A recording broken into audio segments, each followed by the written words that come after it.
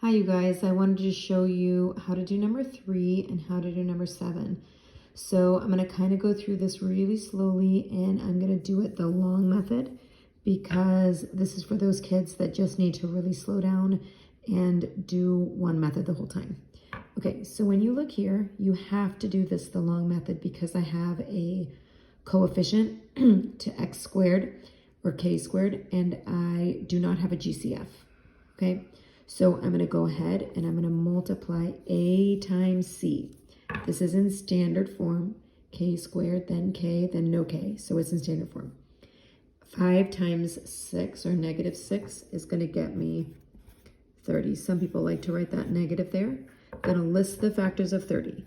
1 and 30, 2 and 15, 3 and 10. This tells me that the signs are different. That means one of these is going to be positive and one of these is going to be negative. I like to organize my paper so that my smaller numbers are on this side and my bigger numbers are on this side. This is always going to be whatever the bigger numbers are. Okay, so if this was a positive here, the bigger numbers would be positive. If this is a negative, the bigger numbers are negative. So I'm going to go through and I'm going to make those all negative. That means these are positive, because this sign right here tells us they're different. I have to figure out which combination is going to get me to negative 7. Okay, so I'm tempted to say 5 and, oh, that's a 15. So it is right here. Okay, now it is easier if you have one positive and one negative in the next step to put the negative first. It is not wrong if you don't do it, it's just a lot easier. So this first one stays exactly the same. 5k squared. This last one stays the same. And then instead of writing negative 7k, I'm now going to use this. I'm going to put my negative first. Negative 10k plus 3k. Do you see how negative 10k plus 3k gets us negative 7k? We want that to all work out. Now I have 4 terms. 1, 2, 3, 4. Terms are separated by adding and subtracting signs. Draw the line down the middle right here. I'm only going to look at these first 2 terms. The GCF is 5k, okay? I'm going to write 5k on the outside. Now, when I divide this by 5k, I get k, right? 5k times k gets me 5k squared minus 5k times 2 gets me 10k, negative 10k. Now over here, what's the GCF? Looks like it's 2. Or sorry, 3. Whoops. Okay, so 3 times k gets me 3k minus 2. These must match. If they don't match, I've made a mistake somewhere. So now I can go to my final answer. I'm going to put this stuff that's on the outsides, I'm going to put those together and say 5k plus 3 because that was a positive 3. And then remember, these always match, and I put that down like this. Okay, now real quick, I want to make sure you know it doesn't matter if those are flip-flopped. If you put k minus 2 here and 5k plus 3 here, that's totally fine. Okay? All right, so there we go. That was the way we did number 3.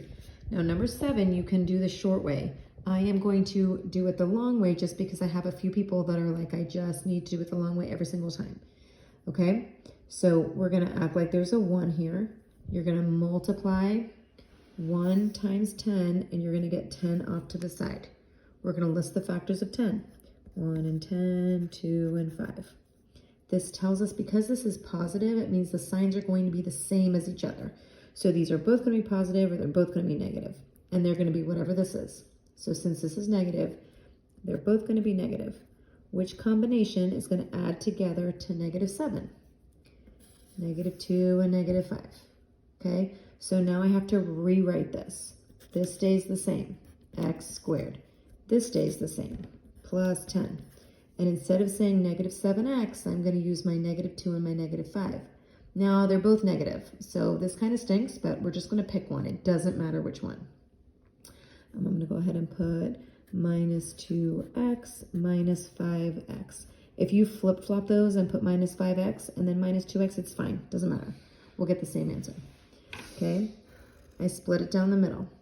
My GCF here is just x. So I write x on the outside. Inside the parentheses, I'm going to get x minus 2.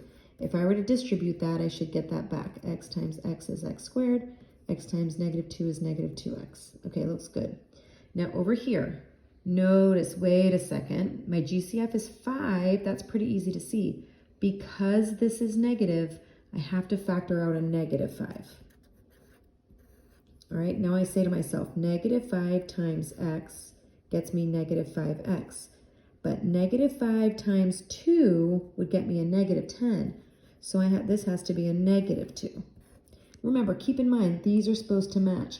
So if I got something different here, then I would know, wait a second, this one's probably right. Your first one's probably right. Okay, so you want to say they're going to have to match. So let me make sure I didn't pull out the wrong number up here. Okay, now these match. I'm in a good shape. This stuff goes on the outside. Remember, it doesn't matter which parentheses. If you want to put that in the second parentheses, that's fine.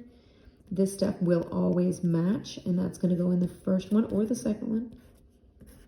Okay, and that's my answer. So what I'm saying is you could put either of those is the same thing. All right, it doesn't matter which one. Okay, I hope that helps you. And I'm going to put all the other solutions on Canvas. Good luck.